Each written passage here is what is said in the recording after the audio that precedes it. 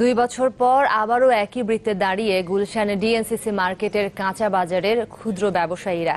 পুড়ে ছাই হয়ে গেছে রুটি রুজির অবলম্বন। সর্বস্ব হারিয়ে দিশেহারা তারা। কেউ কেউ দোকানের ঋণ করে তুলেছিলেন মালামাল। সব তো গেছেই, সেই ঋণ এখন শোধ করবেন কিভাবে, সে দুশ্চিন্তাও ভর করেছে তাদের উপর। বুক ফাটা আর্তনাদি যেন সম্বল এখন। মাসুদা লাবণীর রিপোর্ট। এর আগে দুতলা দোকান ছিল, তাও শেষ হয়ে গেছে, তাও কাটাই উঠতে পারলাম না, সব শেষ, আমার শেষ হয়ে গেল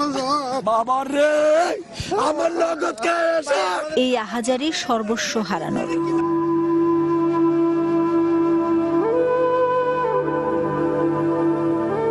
গুলশান ডিএনসিসি মার্কেটে 2017 সালের আগুনে সব হারিয়ে আবারও ঘুরে দাঁড়িয়েছিলেন তারা।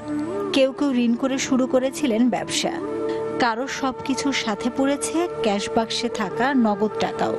2017 সালে যে সংখ্যা দোকান পড়ছে ওই সংখ্যা আমাদের একটু ক্ষতি বেশি হয়েছিল। ওই সংখ্যা তো আমাদের প্রায় দোকানে অনেক মাল ছিল, ওই সংখ্যা ক্ষতি হয়েছে অনেক, প্রায় 60-70 লাখ এরকম টাকার মাল ছিল। এরপরে আবার কি করবো, অনেক কষ্ট করে লোন টোন নিয়ে দোকান তুললাম, এই যে আবার আগুন লাগে, কি করবো।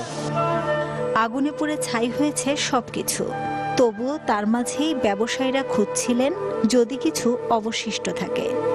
ওখানে যে দোকান ছিল এখন তো সব পুড়ে গেছে, এখন আমরা মালগুলো বাইর করতেছি, ফোড়া মালগুলো। আমাদের 4টা দোকানে কমপক্ষে আপনার 40 লাখ টাকার মাল তো ছিলই। আমরা আবার কালকে রাত্রে কিছু মাল আনছিলাম। ফ্রিজের সাথে পুড়েছে মাছ মাংস, এছাড়াও ফল সবজি থেকে শুরু করে আগুনের গ্রাস হয়েছে ক্রোকারিজ, প্রসাধনী সামগ্রী, কনফেকশনারি পণ্য। কাঁচা বাজারে টিনের ছাউনিটা যেমন দুমড়ে মুচড়ে গেছে, রুজি রোজগারের অবলম্বন হারিয়ে জীবনটাও যে এখন এমনই বিধ্বস্ত এই ক্ষুদ্র ব্যবসায়ীদের। মাসুদা লাবণী, চ্যানেল 24, ঢাকা।